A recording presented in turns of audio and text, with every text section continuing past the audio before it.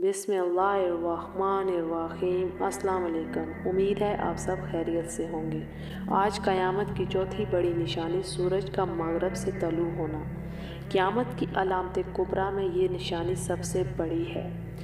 Video शुरू करने से पहले आप मेरे चैनल को सब्सक्राइब और मेरी वीडियो को लाइक ज़रूर कीजिएगा। क़यामत की अलामत कुबरा में ये एक बहुत बड़ी निशानी है कि सूरज का मगरब से तलू होना। कुरान करीम और हदीस मुबारक में ये बात बहुत ज़्यादा वज़ाहत से बयान की गई है।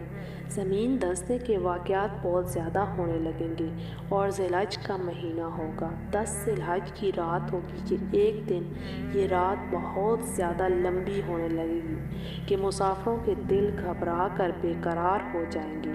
बच्चे सो सो कर उकता जाएंगे। जानवर बाहर खेतों में जाने के लिए चलने लगेंगे। तमाम लोग डर कर घबराहट के शिकार और बेकरार हो जाएंगे। जब 3 रातों के बराबर ये एक रात होगी। सूरज हल्की सी रोशनी के साथ मगरब की तरफ से तलू होगा और सूरज की हालत ऐसी होगी जैसे इसको किरण लगा हो। इस वक्त तौबा का दरवाज़ा बंद हो जाएगा और किसी ईमान वाले के गुनाह से उसे तौबा कबूल नहीं की जाएगी और सूरज आहिस्ता आहिस्ता निकलेगा और ऊंचा होता जाएगा। जब इतना ऊंचा हो जाएगा जितना दोपहर के कुछ पहले तक का होता है तो वापस गरूब होने के लिए चल पड़ेगा और फिर उसके बाद मामूल के मुताबिक तलू होगा और गरूब होगा। फिर हस्बे मामूल सूरज की रूटीन शुरू हो जाएगी और 120 साल बाद क़यामत के लिए सूर फूंका जाएगा। इसी तरह इन निशानियों में एक सबसे बड़ी निशानी सफ़ा पहाड़ी से जानवर का निकलना है। इस निशानी का जिक्र रसूल पाक सल्लल्लाहु अलैहि वसल्लम ने खुद किया है। मगरब से सूरज तलू होने के वाक़यात के कुछ ही रोज़ बाद मक्का मुकरमा में वाक़या पहाड़ सफ़ा फट जाएगा। इससे एक अजीबो गरीब जानवर निकलेगा जो लोगों से बातें करेगा और बड़ी तेज़ी के साथ सारी ज़मीन में फिर जाएगा।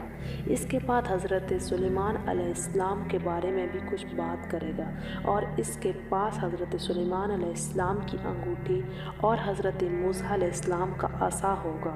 ईमान वालों की निशानी पर ये अपने आप को मुकम्मल तौर पर वाज़ह करेगा और लोगों से बातें करेगा। बहुत ज़्यादा ये जानवर खौफज़दा कर देने वाला होगा और ये ईमान वालों की पेशानियों पर हज़रत मूसा अलैहिस्सलाम के असे से एक नूरानी लीकीर खींच देगा जिससे इनका सारा चेहरा रोशन हो जाएगा और काफरों की नाक पर, गर्दन पर और इन पर हज़रत सुलेमान अलैहिस्सलाम की अंगूठी से स्याह मोहर लगा देगा जिससे इनका सारा चेहरा मैला हो जाएगा। लोगों के मजमे में खड़े होकर कहने लगेगा कि ये ईमानदार है और काफरों के मजमे में खड़े होकर कहने लगेगा कि ये काफर है। उसके बाद ये जानवर गायब हो जाएगा। फिर एक अजीबो गरीब वाक़या पेश आएगा कि ठंडी हवा चलेगी और वो हवा बहुत फ़रात बख्श होगी और जिससे तमाम मुसलमान मर जाएंगे और मुसलमानों के बगल में कुछ निकलेगा जिससे वो सब के सब मर जाएंगे। हत्ता कि अगर कोई मुसलमान किसी गार में छुपा हुआ होगा तो इसको भी ये हवा पीछा नहीं छोड़ेगी और वो वहाँ जाके उससे भी मार देगी। अब रूहे ज़मीन पर कोई मुसलमान बाकी नहीं रहेगा और काफिर ही बाकी रहेंगे। इसी तरह इसके बाद फिर सूरज फूंकने का वक्त आ जाएगा। मुहर्रम की 10 तारीख और जुमे का दिन होगा। लोग अपने अपने कामों में लगे होंगे। अचानक क़यामत कायम हो जाएगी। 2 आदमियों ने कपड़े फैला रखा होगा, इसको समेट ना सकेंगे और ना ही खरीदो फरोख्त कर सकेंगे। क़यामत कायम हो जाएगी। एक शख्स अपनी ऊँटनी का दूध लेकर जा रहा होगा लेकिन पी ना सकेगा। क़यामत कायम हो जाएगी। एक शख्स अपने घर जा रहा होगा लेकिन घर जा नहीं पाएगा। क़यामत कायम हो जाएगी। एक शख्स अपने पानी वाले हौज़ से को मुरम्मत कर रहा होगा लेकिन पानी पी नहीं पाएगा। क़यामत कायम हो जाएगी। एक शख्स ने वाला मुंह की तरफ उठा कर ले जा रहा होगा लेकिन उसे खा नहीं पाएगा।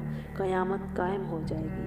हज़रत इसराफील की सूर फूंकने के बरामद होंगे और उनकी आवाज़ पहले हल्की होगी फिर हैबतनाक हो जाएगी। جائے گی، اس سے سب جاندار مر جائیں گے، روئے زمین پھٹ جائے گی، ہر چیز ٹوٹ پھوٹ کر فنا ہو جائے گی۔ 40 سال بعد دوبارہ حضرت اسرافیل سور پھونکیں گے، جس سے سب زندہ ہو کر میدان حشر میں جمع ہونا شروع ہو جائیں گے، اور اس طرح قیامت قائم ہو جائے گی، اور اس طرح یہ دنیا ختم ہو جائے گی۔